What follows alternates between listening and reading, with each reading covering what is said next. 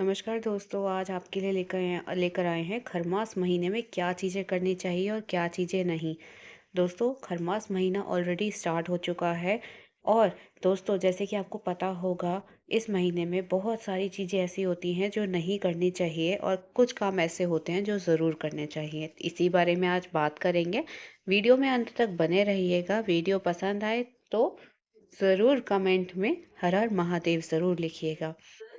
खरमास का हिंदू धर्म में बहुत ज़्यादा महत्व बताया गया है दोस्तों। अब इस महीने में कोई भी शुभ मांगलिक कार्य नहीं किए जाते। कब से कब तक है, चलिए इसके बारे में बात कर लेते हैं। 15 दिसंबर से लेकर 14 जनवरी 2025 तक खरमास का महीना लगा हुआ है। ठीक है, समाप्त होगा। कब समाप्त होगा, आइए जानते हैं।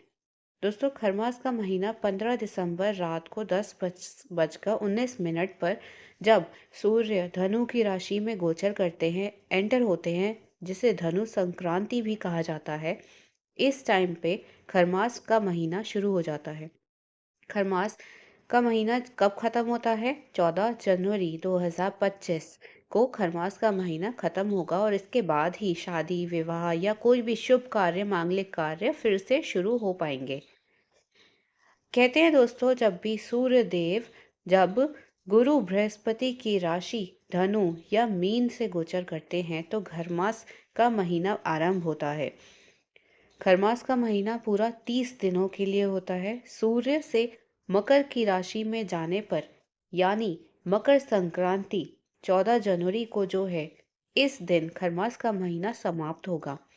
अब सूर्य के धनु राशि में गोचर करने से खरमास का आरंभ हुआ है। क्यों होता है इसमें ऐसा, चलिए जानते हैं। खरमास के महीने में सूर्य देव की चाल बहुत ही धीमी हो जाती है। इस धीमी गति की वजह से आपका जो भी तेज काम करना है, जो भी आपको काम करना है, वो पूरा नहीं हो पाता। इसीलिए ज्योतिष के अनुसार किसी भी मांगलिक कार्य को करने के लिए सूर्य और गुरु दोनों ग्रहों का मजबूत होना बहुत ज़रूरी रहता है, बेहद ज़रूरी रहता है। तो चलिए जानते हैं क्या क्या कार्यों से बचना चाहिए इस खरमास के महीने में। खरमास के महीने में दोस्तों, कभी भी विवाह, सगाई, मुंडन, गृह प्रवेश या कोई भी मांगलिक कार्य नहीं करने चाहिए। ऐसी मान्यता भी है दोस्तों, इस दौरान विवाह करने से व्यक्ति को वैवाहिक सुख की प्राप्ति नहीं होती। साथ ही में दोस्तों, इस दौरान नए घर में गृह प्रवेश भी नहीं करना चाहिए। यदि ऐसा किया जाए तो कहा जाता है घर परिवार में अशांति बनी रहती है। दोस्तों, इसके अलावा व्यक्ति को खरमास में जनेऊ, मुंडन जैसे मांगलिक कार्य भी नहीं करने चाहिए। साथ ही में इस महीने में किसी भी नए कार्य की शुरुआत भी नहीं करनी चाहिए। दोस्तों, खरमास के महीने में किसी भी प्रकार के मांगलिक कार्य करना उचित नहीं होता। यह शास्त्रों में स्पष्ट बताया गया है। साथ ही में शुभ समारोह का आयोजन भी नहीं करना चाहिए। दोस्तों, खरमास के महीने में कोई भी नया व्रत, नया पूजा अनुष्ठान नहीं शुरुआत करनी चाहिए, क्योंकि इसे शुभ नहीं माना जाता। इस समय कोई भी नए नए काम, नए व्यवसाय, नई दुकान का उद्घाटन नहीं करना चाहिए। ये भी टाल देना चाहिए अगले महीने के लिए, क्योंकि अगर आप कोई भी व्यापार करना शुरू करेंगे तो उसमें रुकावटें आ सकती हैं। रिंग सेरेमनी या कोई भी शुभ मांगलिक कार्य करने से भी रुक जाना चाहिए दोस्तों। इस महीने खरमास का महीना है, तो सारे काम आपके धीरे ही होंगे। इसीलिए और क्या-क्या कार्य हमें करना चाहिए इस खरमास के महीने में, आइए अब जान लेते हैं। खरमास के महीने में जितना हो सके भगवान सूर्य देव की उपासना करने चाहिए। विशेष रूप में सूर्य देव की उपासना के लिए तांबे में जल लेकर उसमें कुछ कुमकुम, कुल्हड़ का फूल, रोली इत्यादि सामग्री लेकर पूर्व दिशा की तरफ मुख करके उन्हें जल अर्पित करना चाहिए। इसके अलावा खरमास के महीने में दोस्तों, नियमित रूप से तुलसी माता को जल अर्पित करें और साथ ही में शाम के समय मंदिर में रोजाना दिया भी जलाएं। खरमास के महीने में पूजा पाठ, व्रत, भजन, कीर्तन अवश्य करना चाहिए।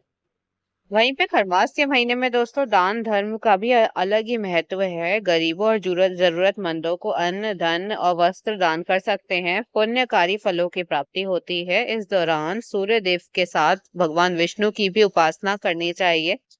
हो सके जितना धर्म कर्म दान पुण्य करेंगे दोस्तों इस दौरान बहुत ही अच्छा रहता है। इस महीने में हो सके तो दोस्तों तीर्थ स्थान की यात्रा बेहद करना शुभ माना जाता है।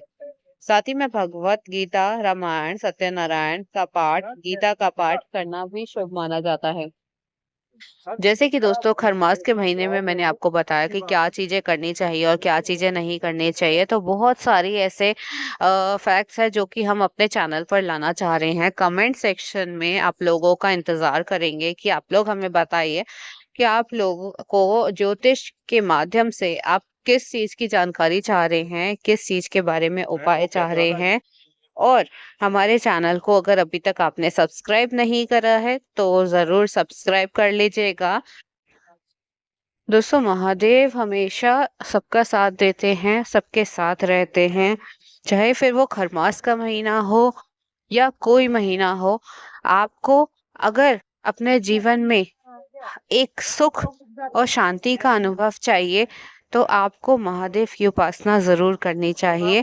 चाहिए तो आप सोमवार का व्रत भी धारण कर सकते हैं, जिससे आपका शरीर भी सेहतमंद रहेगा और आपको भगवान की कृपा भी मिलेगी। लेकिन उसमें एक काम जरूर करिएगा कि सोमवार के दिन अगर आप उपवास करते हैं तो किसी एक जरूरतमंद को खाना अवश्य दीजिएगा। ये बहुत बड़ा एक महत्व होता है दोस्तों। लोग व्रत तो रख लेते हैं, पूरा दिन भूखे भी रह लेते हैं, लेकिन उनसे दो रोटी किसी और को दी नहीं जाती। तो ये बहुत गलत बात है। अगर आप उपवास रख रहे हैं, उपवास का मतलब ही यही है कि आप अपने वक्त का खाना आप किसी जरूरतमंद को खिलाएं। जरूरतमंद में इंसान भी हो सकते हैं, जानवर भी हो सकते हैं। और जैसे कि ये ठंड का मौसम चल रहा है तो दोस्तों जितना हो सके दान धर्म करिए, खाना बांटिए, कपड़े बांटिए। जो आपके पास अगर पुराने कपड़े हैं, पुराने कपड़े डेफिनेटली सबके घर में होते हैं, तो उसको ऐसे ही मत पड़े रहने दीजिएगा। बहुत सारे बेजुबान जानवर होते हैं जिनको ये सब चीजें चाहिए होती हैं। कोशिश करिए उन लोगों की मदद करने की। दोस्तों हमारे चैनल पर आपको बहुत सारी धार्मिक चीजें सुनने को मिलेंगी। साथ ही में अगर आप चाहते हैं तो हम कुछ आपको घरेलू टिप्स भी आपको प्रदान कर सकते हैं। चैनल पर बने रहिएगा, सपोर्ट करते रहिएगा और हमारे साथ ऐसे ही जुड़े रहिएगा। बोलिए हर हर महादेव। ओम नमः शिवाय। ओम नमः शिवाय। ओम नमः शिवाय। ओम नमः शिवाय। ओम नमः शिवाय। ओम नमः शिवाय। ओम नमः शिवाय। ओम नमः शिवाय। ओम नमः शिवाय। ओम नमः शिवाय। ओम नमः शिवाय।